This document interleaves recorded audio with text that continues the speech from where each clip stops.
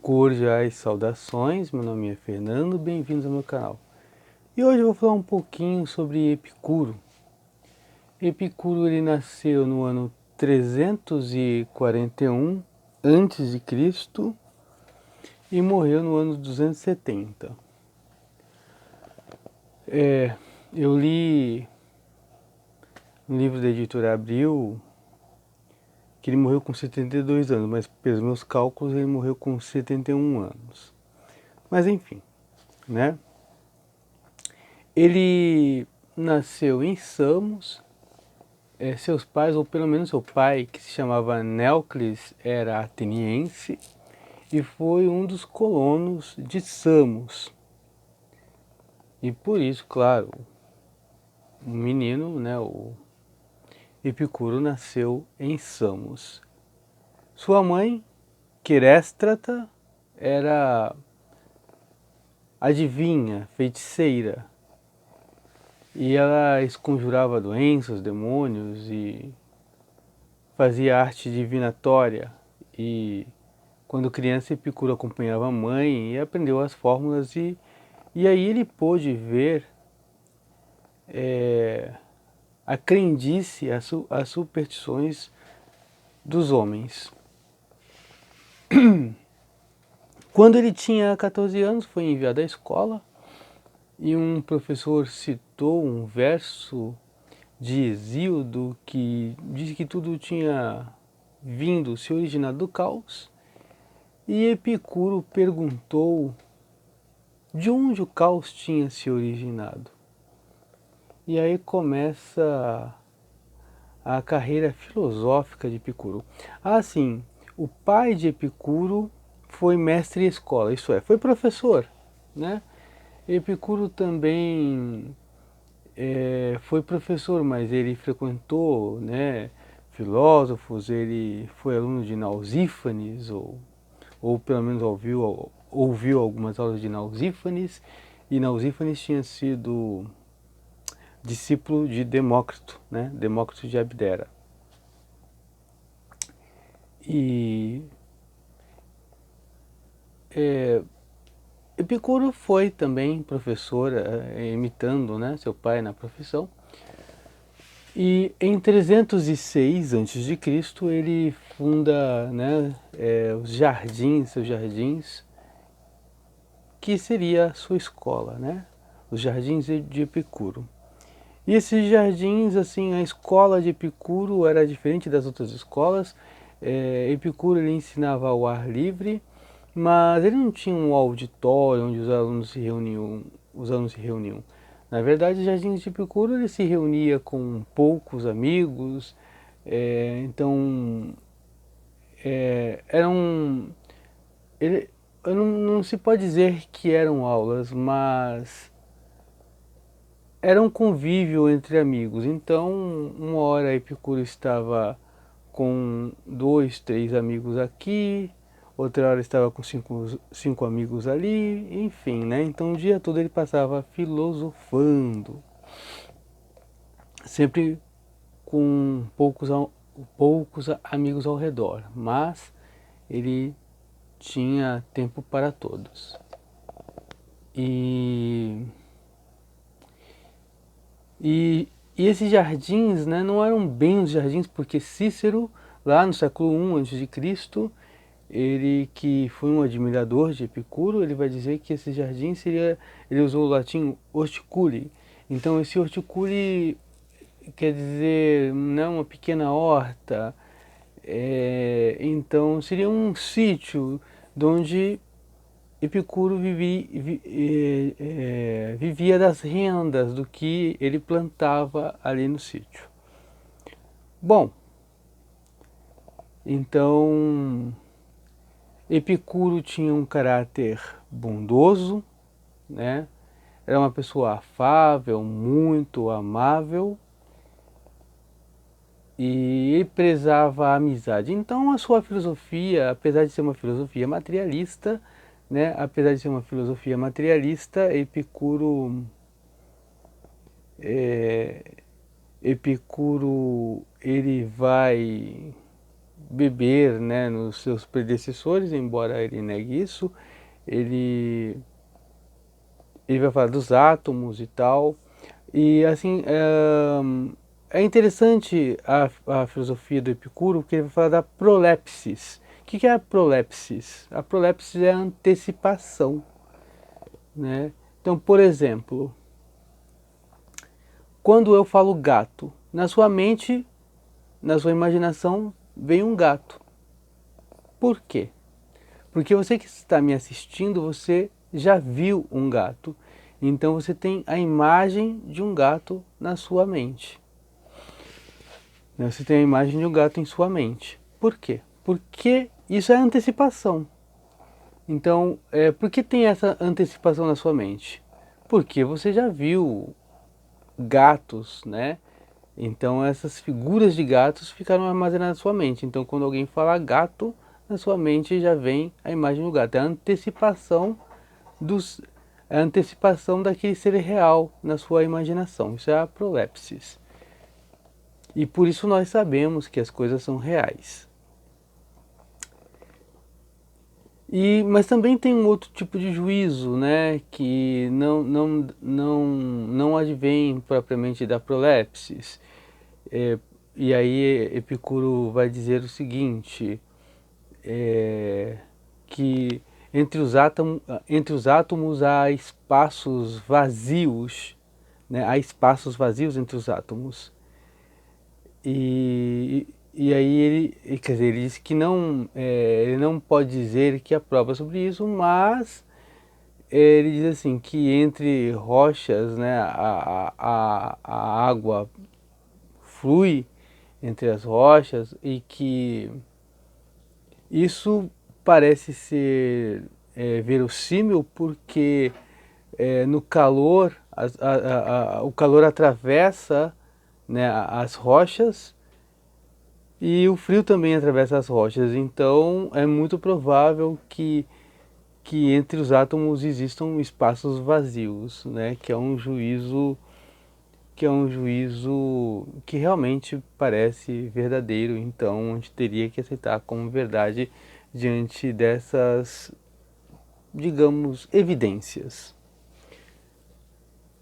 Então, a teoria de Epicuro era materialista no entanto, né, ele para defender a liberdade humana, né, ele para defender a liberdade humana, ele adaptou a teoria dos átomos, porque segundo a teoria de Demócrito e de Leucipo, os átomos cairiam todos juntos em linhas paralelas, sem se encontrarem. Mas para o Epicuro existe o clinamen, que os átomos eles podem cair, mas eles podem também se chocarem, se desviarem e se chocarem, formando aglomerados. Então ele disse isso para justificar o que? A sua moral, a sua ética. Porque para Epicuro a filosofia materialista, a sua filosofia, serviria para justificar a sua moral, a sua ética, o seu modo de viver. Então o clinamen, né, esse desvio dos átomos, que caindo, na verdade eles podem se desviar, foi para justificar a sua moral, né, a sua ética. Bom, para Epicuro,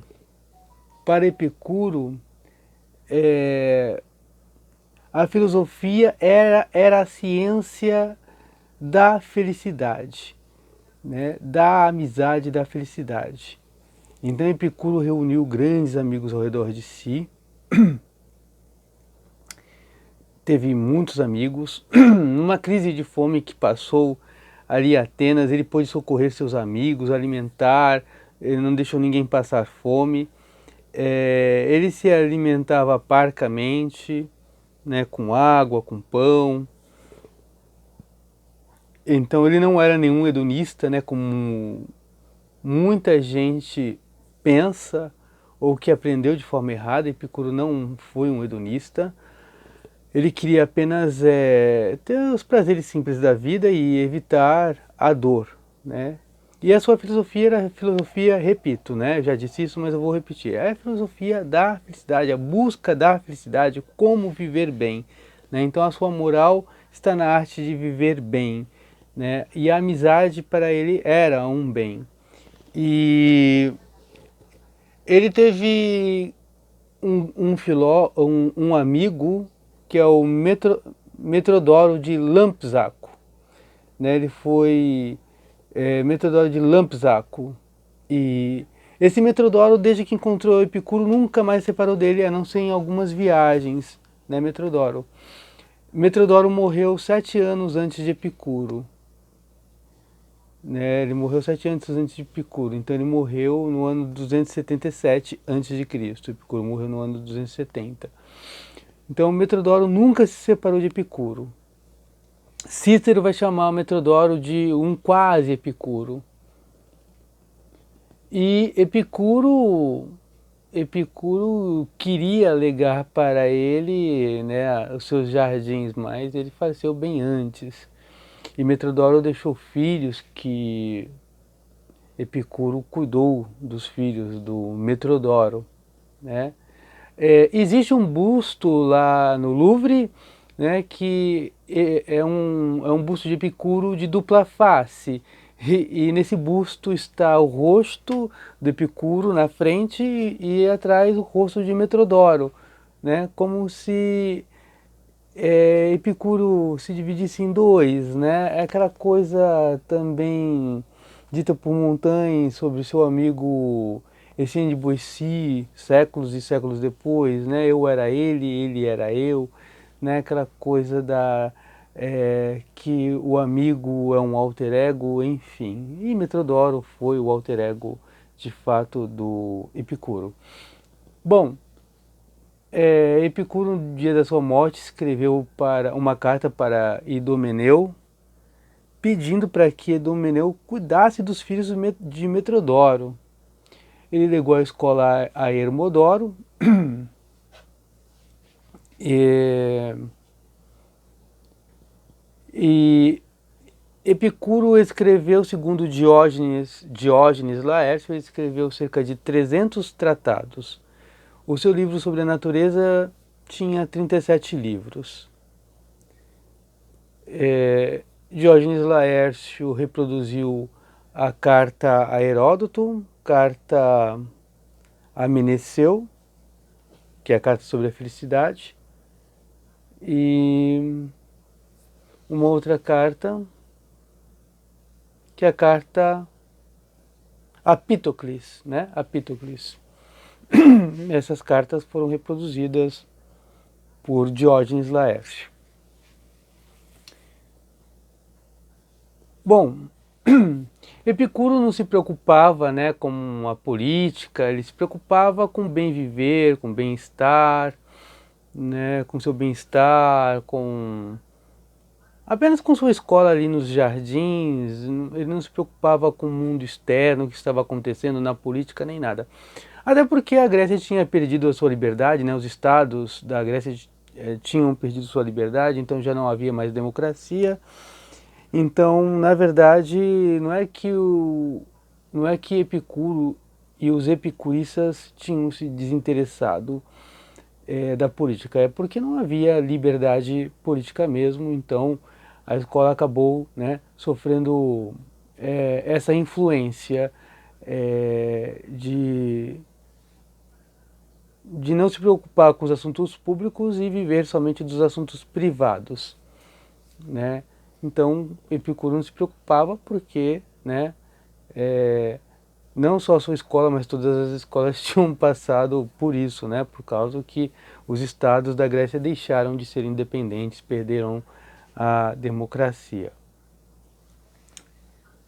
Bom, e Epicuro, ele escreveu a Pitocles, né? A Pitocles, ele falou assim: foge da ciência. Epicuro, ele desprezava a geometria, a matemática, a astronomia, as artes, a poesia, a música, como coisas desnecessárias, coisas que seriam inúteis, né? Porque a verdadeira filosofia busca a felicidade, busca o bem viver. E essas coisas não vão trazer felicidade imediata para os homens. E, e a física, né, a teoria materialista do Epicuro, ela só é útil na medida que traz a felicidade. Então, ou seja, a filosofia materialista do Epicuro é, na verdade, uma escada para se encontrar a felicidade e o bem viver. Então, Epicuro, através do seu materialismo, ele quer ensinar a sua ética, a sua moral e o bem viver. Então, para Epicuro, o restante, né, as ciências matemáticas, a geometria, a astronomia, a aritmética, nada disso importava. Eram coisas inúteis. Ele desprezava. Aliás, também ele não escrevia muito bem, ele não corrigia seus textos, porque ele também não se importava. Ele diz que para o verdadeiro filosofar não era preciso escrever bem, né? Mas mesmo assim ele não era um homem, né, medíocre, já que ele escreveu 37 livros sobre a natureza e, segundo Diógenes Laércio, escreveu 300 tratados. Bom, ele morreu em 270, seus discípulos continuaram se reunindo sempre, Hermodoro foi seu sucessor. No dia da morte eles festejavam Epicuro, sempre celebravam, carregavam anéis, né, com efígies de Epicuro, como os escravos forros, né, carregavam o anel do seu senhor, e, e, e o que mais? Ou uma imagem, enfim. E eles foram denunciados como adoradores de Epicuro. Eles foram acusados de deificarem Epicuro. Por quê? Porque de fato, a escola epicurista se tornou dogmática. Os discípulos de Epicuro não liam livros de outros filósofos. E, e eles eram extremamente fiéis ao pensamento de Epicuro. Eles não inovaram a filosofia de Epicuro, não mudaram as suas falas, não acrescentaram nada ao que ele disse ou escreveu. Os epicuristas, eles eram, nesse sentido, fanáticos, dogmáticos. Eles não mudaram nada do que Epicuro disse ou escreveu. E também não liam outros filósofos. Então, e os outros filósofos, as outras escolas tinham um desprezo por Epicuro, né, por causa desse fechamento, né, desse ensimesmamento dos epicuristas. Então os epicuristas só aceitavam o Epicuro e era Epicuro e não mudavam nada, não alteraram nada do que Epicuro disse. Já que isso também mostra que a decadência filosófica da Grécia, né?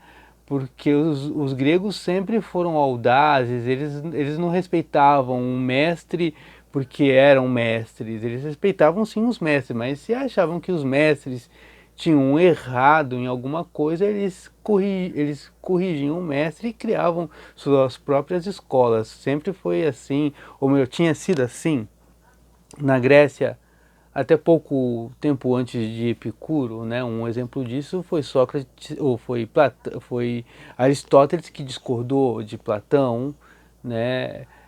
Platão, que acabou criando pensamentos alheios ou pensamentos além de Sócrates. Então, os discípulos respeitavam seus mestres, mas não quer dizer que eles concordavam com tudo que seus mestres haviam ensinado. No caso dos epicuristas, não, eles eram dogmáticos, não mudaram coisa alguma do que Epicuro ensinou, né? Se mantiveram fiéis, então praticamente a escola epicurista virou uma seita, né? Uma igreja onde Epicuro era venerado como um deus. Essa foi a acusação. E como eu tinha falado, né, Cícero admirava os epicuristas. O Jardim do Epicuro, já no século I a.C., pertencia a um tal de Mêmios. E Cícero escreveu para Simêmios para ele devolver os jardins de Epicuro para os epicuristas, mas nós não sabemos qual foi o resultado dessa carta, né, dessa carta de Cícero, desse pedido. Nós não temos resposta sobre isso.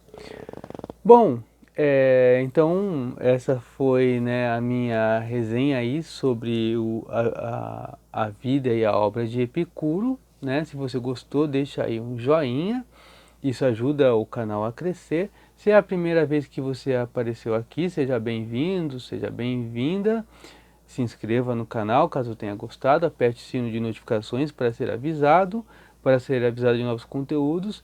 Deixa aí seus comentários, por gentileza.